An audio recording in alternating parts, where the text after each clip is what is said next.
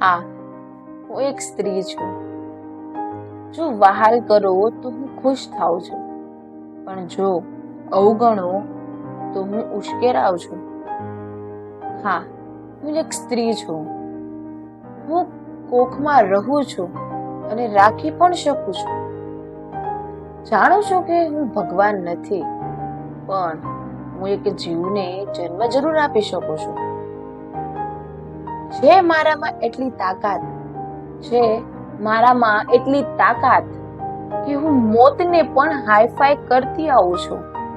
અને ડિલિવરી વખતે હું ખુદના હાડકાઓને તૂટતા જોતી આવું છું.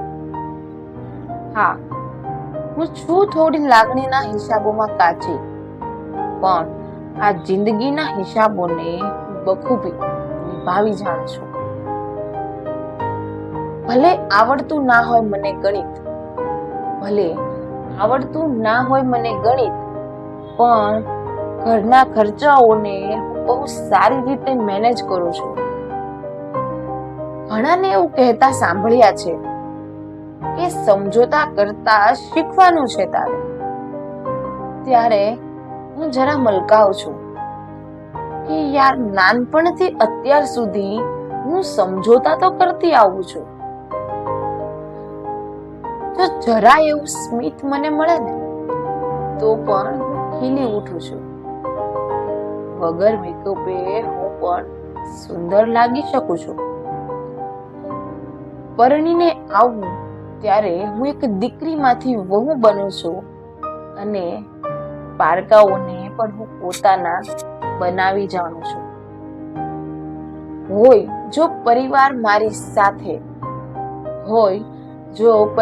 મારી સાથે તો હું કંઈ પણ કરી શકવા સક્ષમ છું. જો મળે સાથ મને બધાનો તો હું આખી દુનિયા પણ જીતવા સક્ષમ છું.